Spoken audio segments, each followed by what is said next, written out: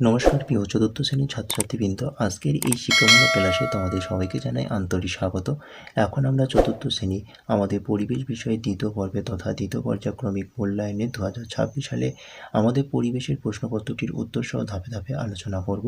প্রতিটি প্রশ্নের উত্তর সহজ ও স্পষ্টভাবে ব্যাখ্যা করা হয়েছে যাতে তোমরা সহজে বিষয়টি বুঝতে পারো এবং পরীক্ষার জন্য ভালোভাবে এখন থেকে প্রস্তুতি নিতে পারো।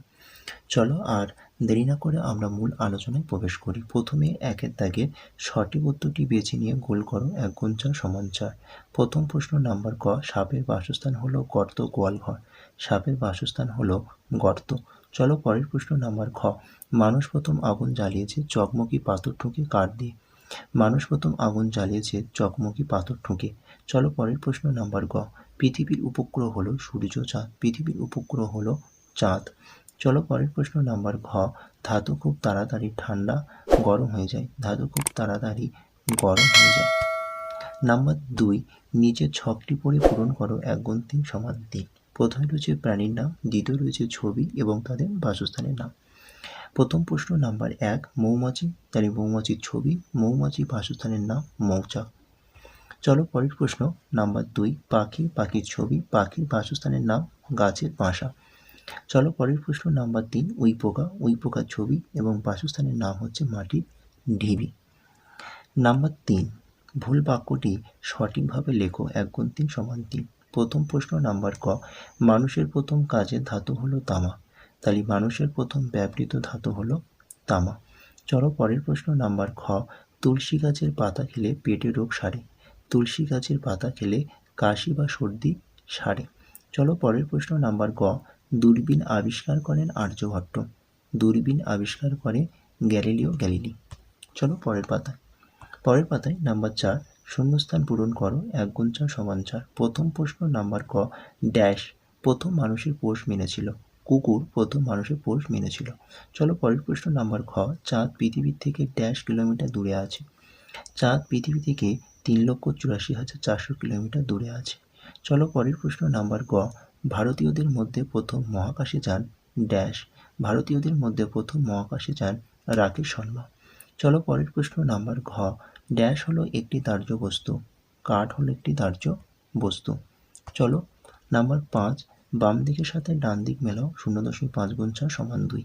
প্রথম প্রশ্ন নাম্বার ক, বলয় আছে এমন গ্রহ, এখানে সঠিক উত্তর শনি।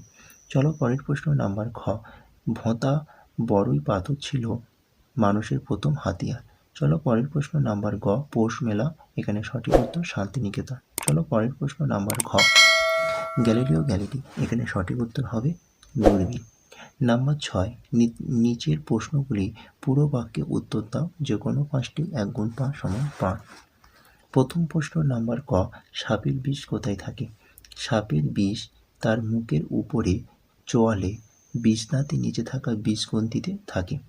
চলো পরের প্রশ্ন নাম্বার খ, পোড়ামাটি দিয়ে তৈরি এমন দুটি জিনিসের নাম লেখো। পোড়ামাটি দিয়ে তৈরি এমন দুটি জিনিসের নাম হলো মাটির কলসি এবং টেরাকোটার পুতুল। চলো পরের প্রশ্ন নাম্বার গ, একটি লাঠির ব্যবহার লেখো। লাঠির আত্মরক্ষা কাজে বা বয়স্ক মানুষদের হাঁটার সময় হিসাবে লাঠি কাজ করে। চলো পরের প্রশ্ন নাম্বার খ, পাহাড়ি অঞ্চলে কি চাষ করা হয়। পাহাড়ি অঞ্চলে ধাপ চাষের মাধ্যমে চা, কমলালেবু, বিভিন্ন প্রকার সবজি চাষ করা হয়। চলো পরের পাতায় নাম্বার উঙা, থানকুনি পাতা কী রোগ সারাতে কাজে লাগে। থানকুনি পাতা পেটের অসুখ বা আমাশয় সারাতে কাজে লাগে। চলো পরের প্রশ্ন নাম্বার জ, এমন একটি বর্জ্য পদার্থের নাম লেখো যা মাটিতে মেশে না।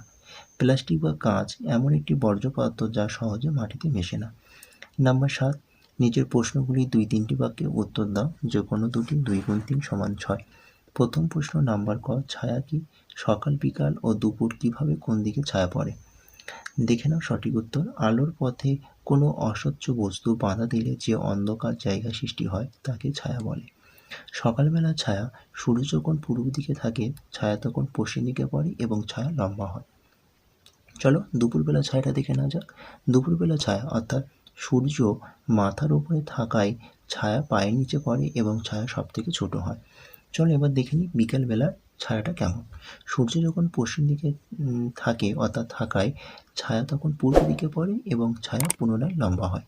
নাম্বার খ, আগুন আবিষ্কারের পর কী কী পরিবর্তন ঘটেছিল। দেখে নাও সঠিক উত্তর। আগুনের আবিষ্কারের ফলে মানুষের জীবনে বিশাল পরিবর্তন এসেছিল।